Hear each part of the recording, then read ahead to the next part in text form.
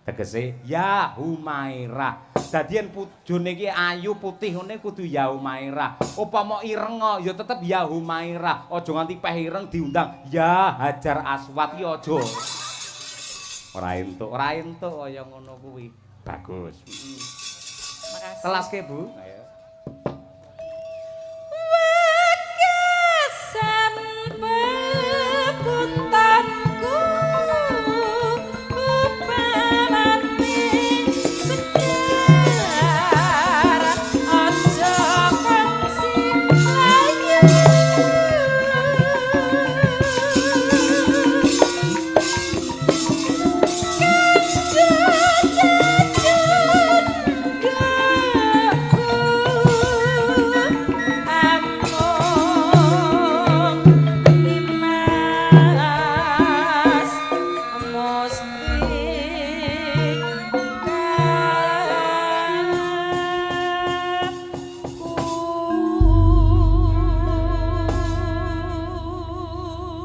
Matur sembah nuwun. Ya, ana dawuh, Nduk.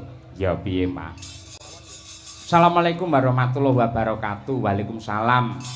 Maaf, Mas Cahyo Kuntadi dari Pak Yatno, Forum LPMK Kecamatan Banyumanik, request lagu pepiling di acara Limbuan. Ditujukan untuk seluruh pengurus Forum LPMK Banyumanik agar selalu ingat dan bersyukur kepada Sang Maha Pencipta. Matur nuwun, wassalam. Ya diaturake. Isih ana isih. Sugeng dalu Ki Cahyo niki kula Dimas Setiawan. Lah iki genah penggemar sinden. Lho nong, lek pengen kowe selamat lahir batin karo Dimas ae lho. Kare milih Dimas Setiawan apa Dimas Larso? Malah edan ora. Kirim salam kagem sedulur kula ajeng nyuwun lagu Pujaningsih Lestari. Apa neh iki Serat Penjajah apa iki? Apa tuh iki? Semoga kota Semarang dan Madangkara selalu jaya di udara. Kaya radio ya to, Mas. Ya, blarak disampirke Madangkara tetep oke. Ya, nggih. Ya iki pepiling dhisik diaturake pamundhut saka pepundenmu Bapak Yatno. Ya. Nyuwun bawanipun cobi Raka Mas Joko rumiyin. Ha ya, men ngaturake. Bawanipun dandang gula pepiling. Ya, Monggo Mas Joko. Wasitoti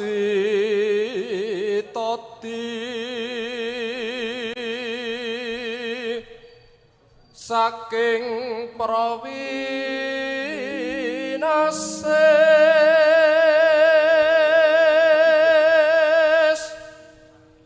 ngelingono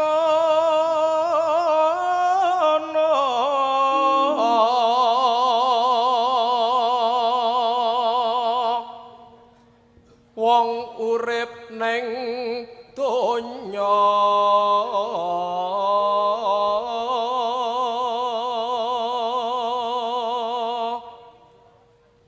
bebasan mung mampir ngombe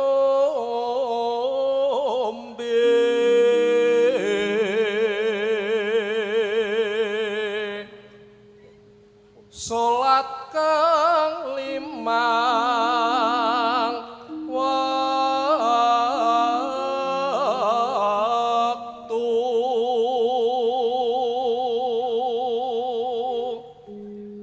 kudu tansah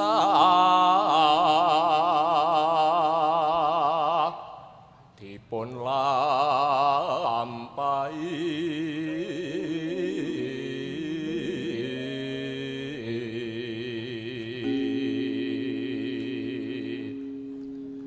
iku cagak agama pakartikang luhur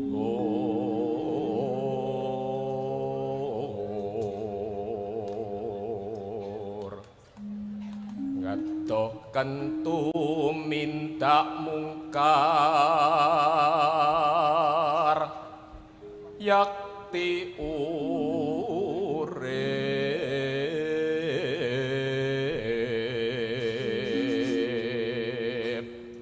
ayem tentrem lahir batin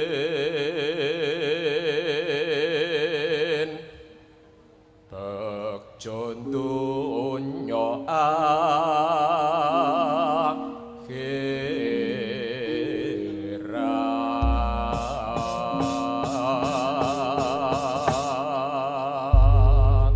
Matur sembah nuwun Mas Joko. Men kena dipirsani merga iki panggunge gamelan karo sinden lak meh sejajar. Terus men jumeneng antarane sapa? Mbak Dian Munasira kelawan Mbak Nazwa. Wah iya, coba men jumeneng aturake pepiling ya, Mbak. Kaya ngono kuwi. Yo diaturake karya Abdi Solo Ki Haji Anom Surata. Monggo ca pepiling dados.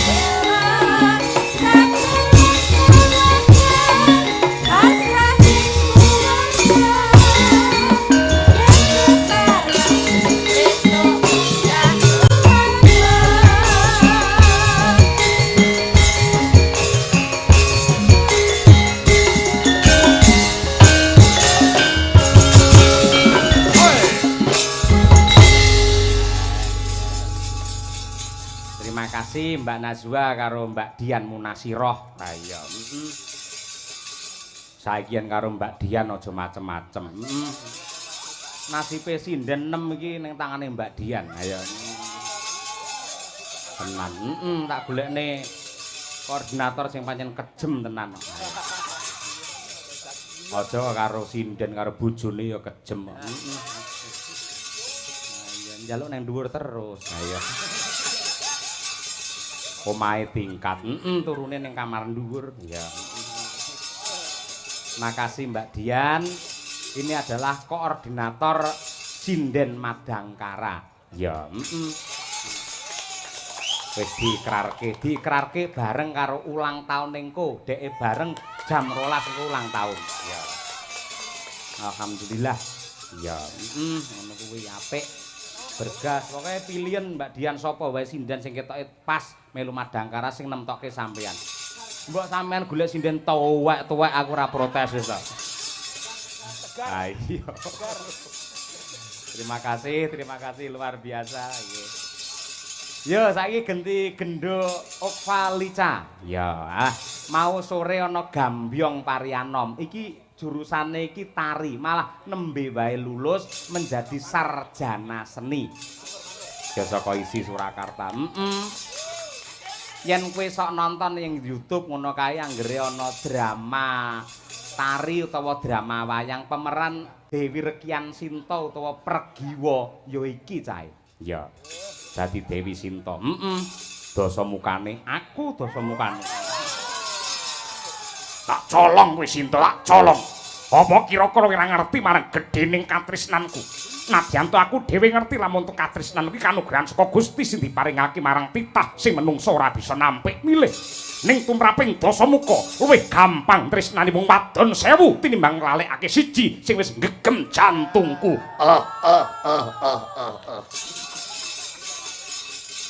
Lolo ya ben berdiri sik coba kaya apa men ketok iki lho penari handal. Ya. Ya Mas Dwi ya.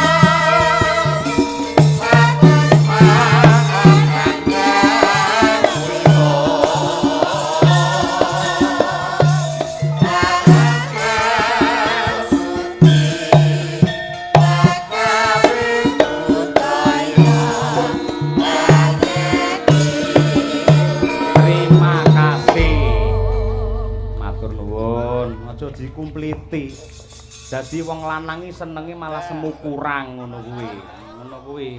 Nuwun sewu, wong wedok ki nduk, Pak. Lek nuwun sewu ngangge sandangan sing sarwa mepet-mepet ngono kae. Wong lanang malah wis bosen suwi-suwi.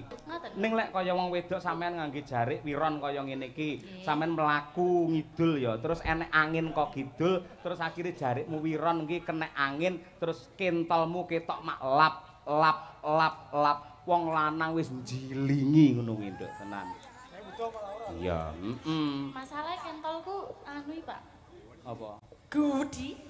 Masa yo tetep tertarik to karo kentolku. Lho sing digoleki ya sing gedhi-gedhi ngene. Piye carane ndupak sing lanang ndang mudar ngono lho maksude. Ah iya malah kaya ngono kuwi. Iki wis lulus ya, Nduk ya. Nggih, alhamdulillah. Selamat sarjana seni. Selanjutnya mau kemana, mau apa? Rabi. Loh, urung no, jesik. Ora kesusu rabi to? Mboten. Apa? Penake apa, Mas? Lho. Lho. Aku tak WA. Apa cita-citamu bariki arep S2 apa arep ngopo? Insyaallah badhe S2, Pak. Jurusane? Pangestunipun. Jurusane? Napa nggih? Ini lupa. Mesin, Pak. Heh? Mesin.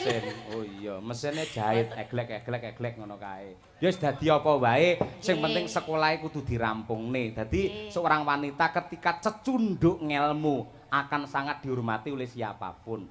Nggih. Apa nek kaya sampeyan bocah ayu, lahir batin, suarane apik, len joget ya apik. Ngono ki wis to milih model wong lanang piye wae bisa. Ya, temenanan ngono kuwi, Nduk. Mula ya sampean gandeng duwe rupa ayu, tak ngibarate kaya gedhang sing wis suluh kae, aja nganti dipangan codot-codot sing ra tanggung jawab. Ngono kuwi. Kayak siapa itu, Pak? Ya sekitar kene lah codot iki, sekitar kene lah codot iki. Oh. Ah iya ngono kuwi. Iki lho Nduk ana pamundhut ya kuwi Lestari. Iki saka penggemar sinden Madangkara Mas Dimas Setiawan diaturake kek sore le rawuh. Wah ya kaya apa nggih. Okva Lica nggih. Monggo Cah dipun aturaken Lestari muga-muga tali silaturahim kerukunan warga masyarakat Banyumanik Kota Semarang tetap lestari sepanjang masa. Amin. Monggo Lestari jados.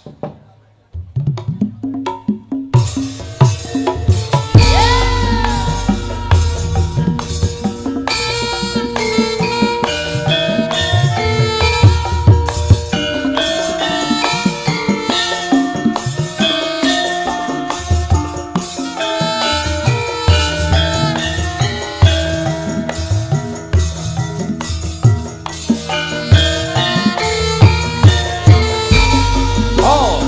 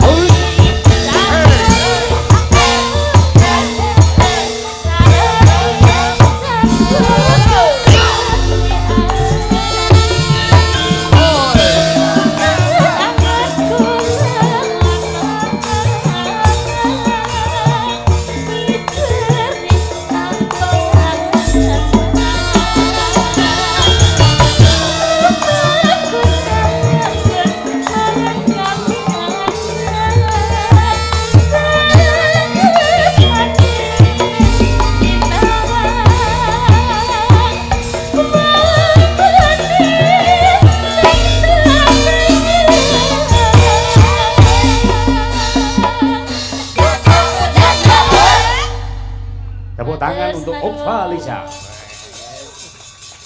Terima kasih. Ya. Mumpung isih anget tegese pisan gawe iki winong ceria iki ben jaran pisan. Bae lemun jaran iki wis kondang tekan kene nong.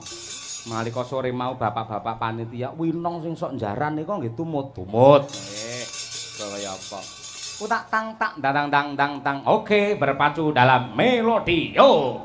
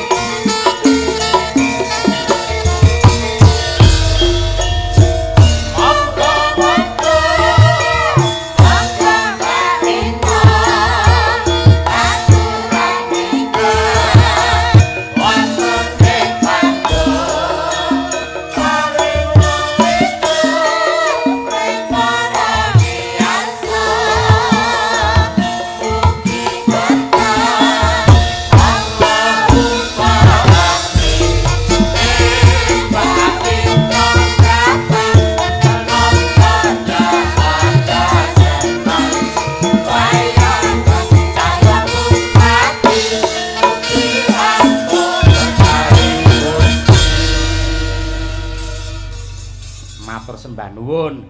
Lare niki jurusanipun mboten kok teng Karawitan isi Surakarta ning malah wonten ing kampus UNS Solo. Iya apa? Sastra ki, Nduk. Bocah sastra. Ning parandene ya kuwi seneng karo budaya, dasare ya putrane dalang saka Laladan Tulungagung dibuang neng Solo. Kok dibuang?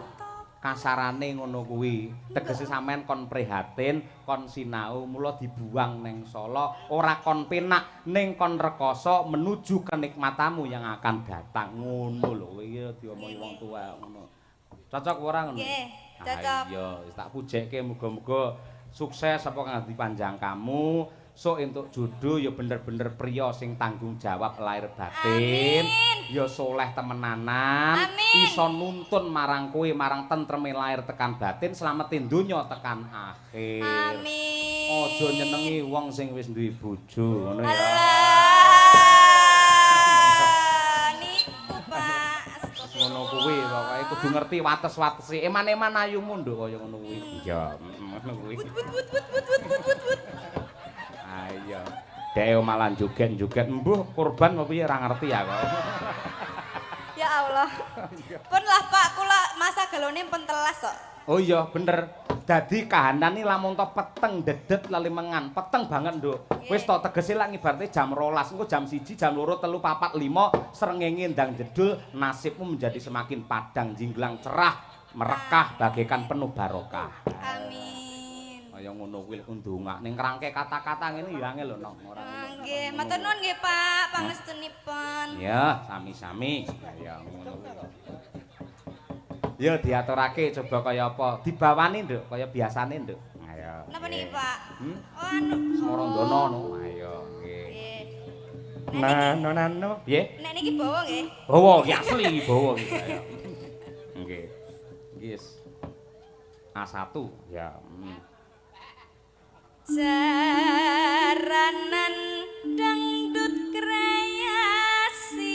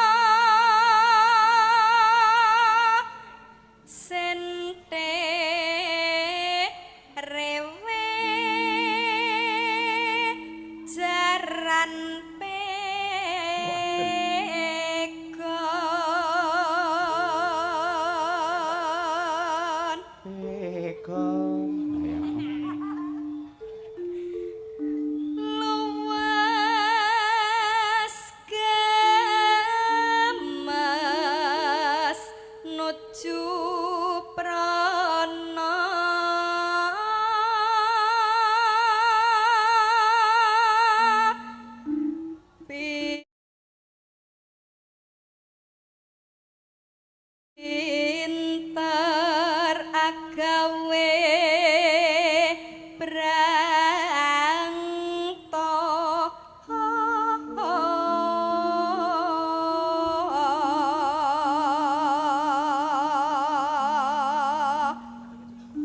sinden winong tulung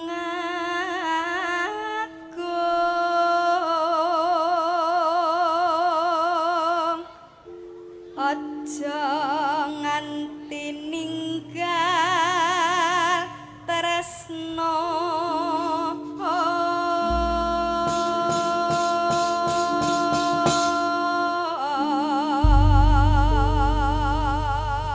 Oke, persiapan sak ramban dangdut kedua Jaranke bersama Winong Nawangse. Oke, cecos. Hei. Awas. Hey.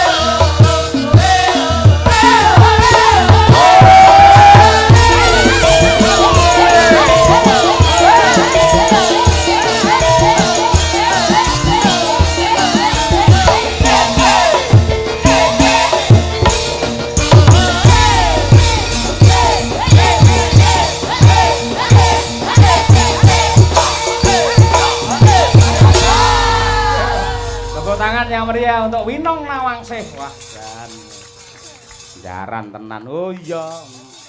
Iki ndang takon mandeg lek ora ya arep gulung karo udo dhek ngene. Iya, terima kasih. Luar biasa. Nggih.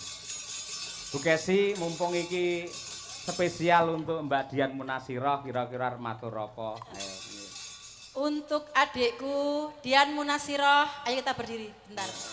Ini ada kado spesial buat Dian Munasirah karena hari ini tepat ulang tahun yang ke-26 dan dia dinobatkan sebagai asisten pribadi Bu Kesi, koordinator Sinden Madangkara. Untuk itu, kue ulang tahun Dian Munasirah, lagunya yuk. Selamat ulang, happy birthday. Yuk. Ayo Pak. Ayo lo Pak Winong. Happy birthday to you. Happy birthday to you. Happy birthday, happy birthday, happy birthday to you. Selamat ulang tahun. Selamat ulang tahun. Selamat ulang tahun.